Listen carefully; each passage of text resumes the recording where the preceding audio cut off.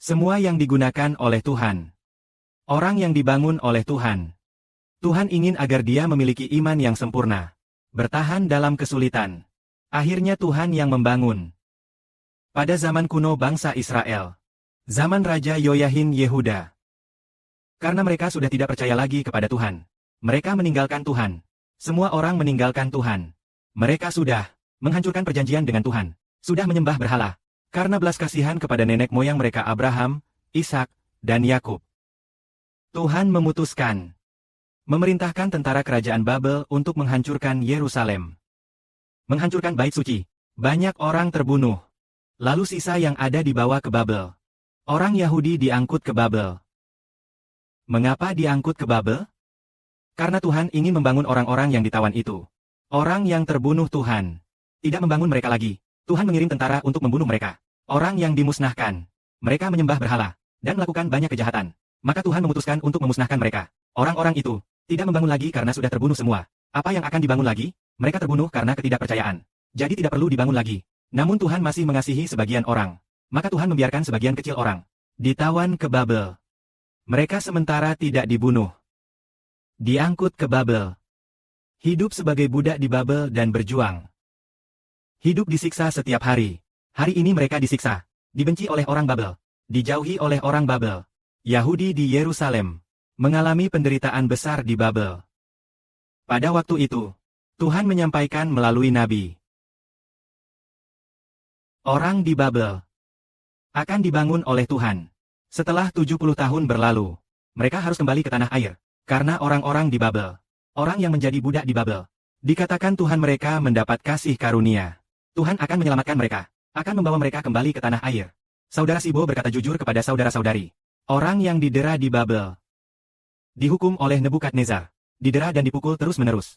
Orang yang menderita, di masa depan mereka akan bangkit dan hidup kekal. Mereka yang menderita di Babel. Tuhan memberi mereka hati untuk bertobat, memberi hati percaya kepada mereka. Setelah 70 tahun menjadi budak di Babel, Tuhan membuat mereka bertobat. Tidak lagi melawan Tuhan selama 70 tahun itu.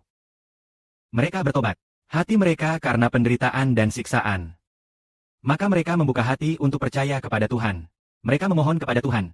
Berdoa kepada Tuhan. Tuhan, kami telah berdosa kepada MU. Kami menyembah berhala dan berdosa kepada MU. Kami ingin kembali. Kami ingin menyembah MU. Kami ingin kembali ke Yerusalem. Membangun kembali bait suci untuk menyembah MU. Membangun kembali bait suci untuk menyembah MU.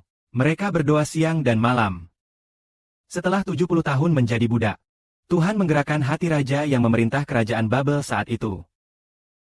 Raja dari kerajaan Persia, Kores, mengeluarkan edik, mengeluarkan hukum negara, agar orang Yahudi kembali ke tanah air, membebaskan orang-orang Yahudi, agar orang Yahudi tidak lagi menjadi budak di Babel. Sekarang sudah terjadi pergantian dinasti. Bukan lagi zaman kekaisaran Babel, melainkan zaman kekaisaran Persia. Roh Kudus Allah menggerakkan pendiri Persia. Cyrus mengeluarkan dekrit negara, memperbolehkan orang Yahudi kembali ke tanah air. Banyak orang pun pulang kembali. Mereka kembali dengan langkah yang terseok-seok. Kembali ke Yerusalem. Mereka membangun kembali bait suci. Namun sebelum membangun bait suci, mereka membangun mezbah untuk Allah. Setelah membangun mezbah, ketika mempersembahkan korban kepada Allah, mereka meneteskan banyak air mata. Beberapa orang tua yang sangat lanjut usia pernah melihat bait suci Yerusalem yang dulu. Mereka akhirnya kembali ke Yerusalem. Membangun kembali mezbah untuk mempersembahkan korban kepada Allah. Kemudian mereka membangun pondasi kembali. Menegakkan pondasi. Banyak orang menangis hari itu. Dan juga banyak yang bersorak. Suara tangis dan sorakan bercampur aduk. Karena Allah memberi mereka hati yang bertobat. Hati yang bertobat kembali kepada Allah.